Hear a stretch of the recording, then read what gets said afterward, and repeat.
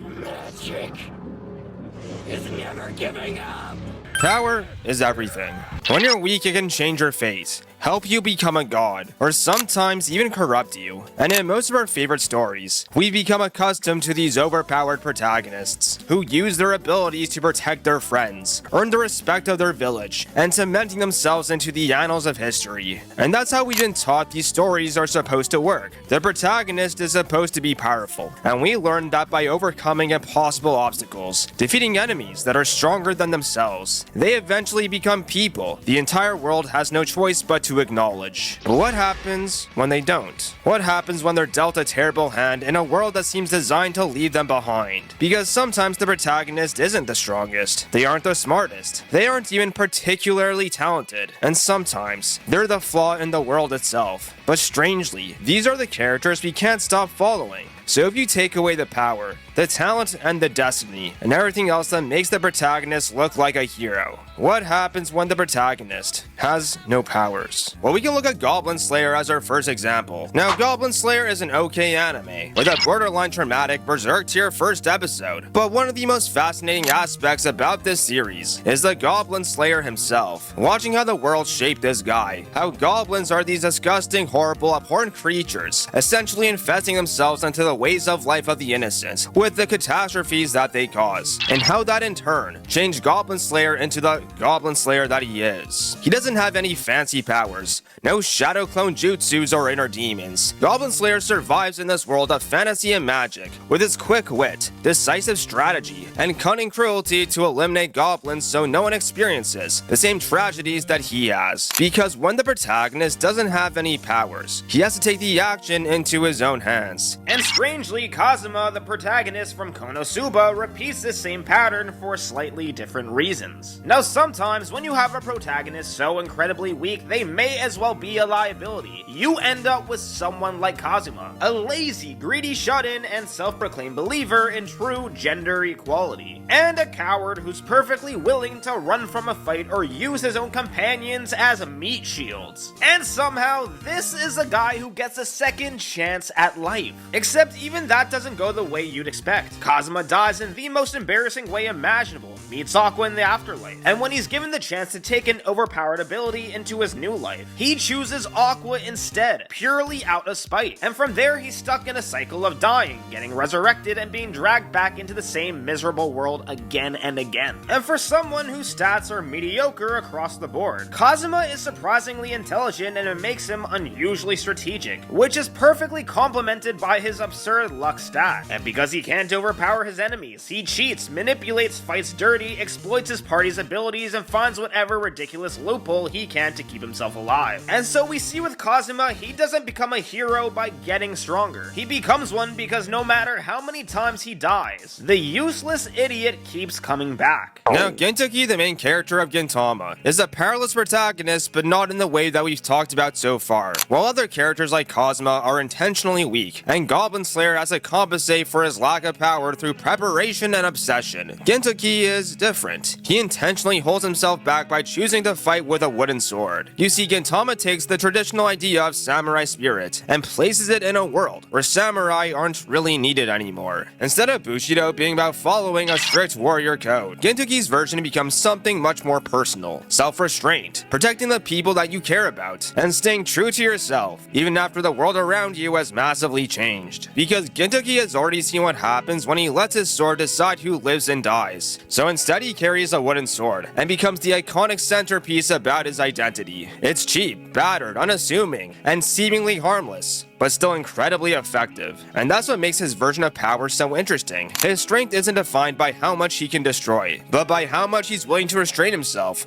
in order to protect. But then you have Mob, the protagonist of Mob Psycho, who takes this idea in the complete opposite direction. Because Mob is one of the most powerful psychics in his world. Yet if you take away his psychic abilities, you're left with a short, awkward, socially anxious kid who struggles to read the room, make friends, and express himself, or even stand out from everyone around around him. And for most of his life, that's exactly how Mob sees himself, as someone who is lacking. And his psychic powers don't fix any of that. In fact, they're part of the reason he's so closed off in the first place. After accidentally hurting his brother, Mob begins suppressing his emotions because he's terrified of what will happen if he loses control. So despite possessing overwhelming power, he becomes almost powerless when it comes to actually expressing who he is. But that's what Mob's story is really about, learning to become powerful without relying on his powers. He joins the Body Improvement Club and starts working on himself. He makes friends. He begins standing up for himself, even eventually confronting Reagan when he realizes he's being treated more like a tool than a person. And most importantly, Mob's compassion becomes the foundation of his confidence. When he's maliciously attacked, he's forgiving. Even when Mob is forcibly subjected to months of isolation and abuse, he doesn't become bitter. He comes out more grateful for the people he has. And that's when Mob truly becomes powerful. Not when his psychic abilities get stronger, but when he realizes he doesn't need them to have value. Because if you take away Mob's powers, you don't take away the protagonist. You finally reveal what makes him one in the first place. And speaking of powers, we got another exception to the rule. Because in contrast to the classic overpowered isekai protagonist, like Rimuru,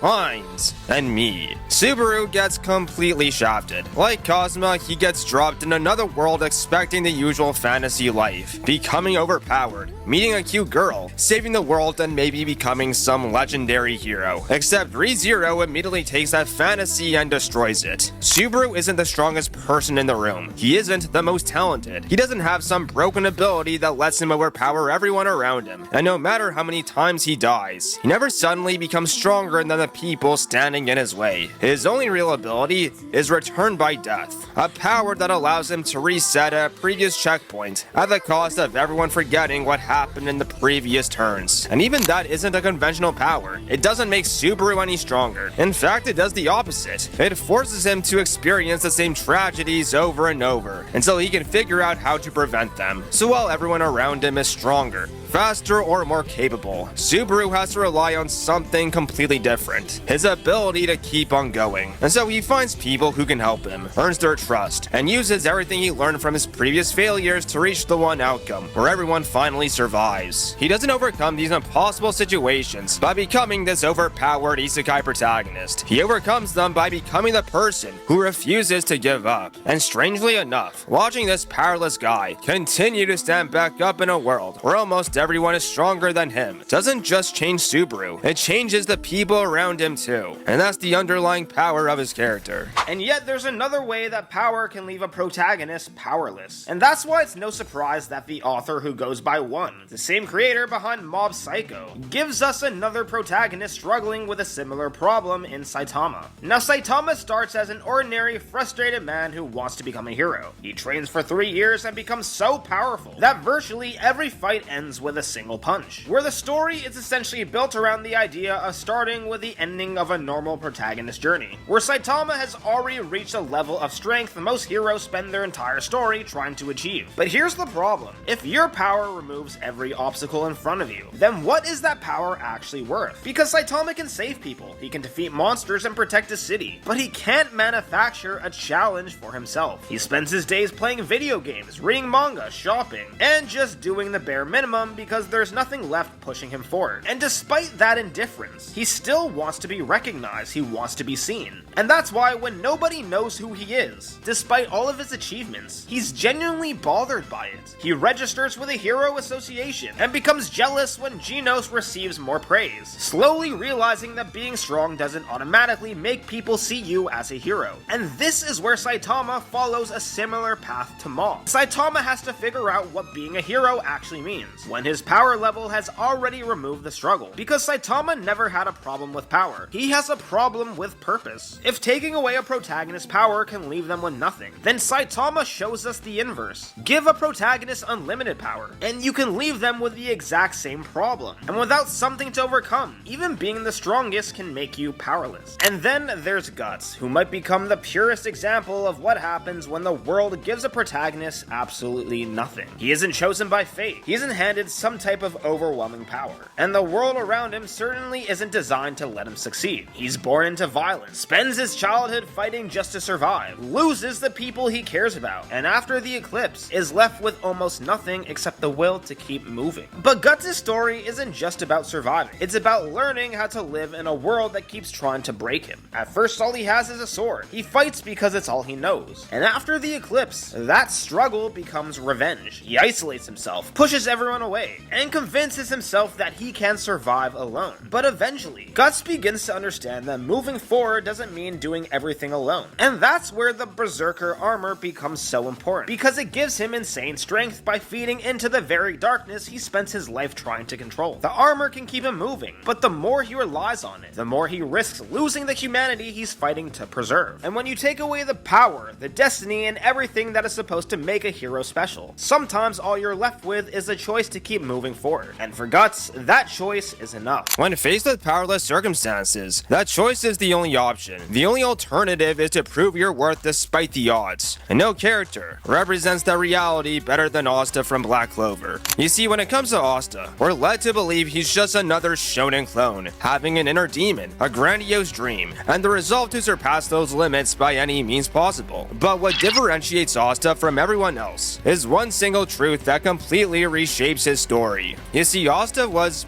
never meant to exist. In Black Clover, magic isn't just a combat ability. It determines social status, potential, opportunity, and how people perceive you. Everyone is born with mana. Everyone receives a grimoire, and the more mana and magical talent that you have, the more valuable you're generally considered. But then Asta comes along, and he has nothing. He's not just weak compared to everyone else. He's an exception to the rules of the world. He's not a chosen one, nor a child of prophecy. He's the definition of a flaw, a glitch in the system. And since his birth, while everyone has been denying his right to live, Asta is constantly fighting against that fate, with nothing but his resolve alone. So how does someone who's deemed as worthless get by in a world that's denying his existence? Well, he has to prove that he's here. He has to get results, until people can't help but acknowledge him. Becoming the Wizard King isn't just a dream, it's proof of his right to exist. It's not destiny that raised him, but his will to find a place in this world that's been rejecting him since his birth. And that's because when the protagonist doesn't have any power, they have to find a different way to live. Sometimes it means adapting to their environment, learning what true strength is, and getting results as a proof of concept. But the reason why we feel so compelled by these characters is because often in our lives, we experience the same powerless feeling,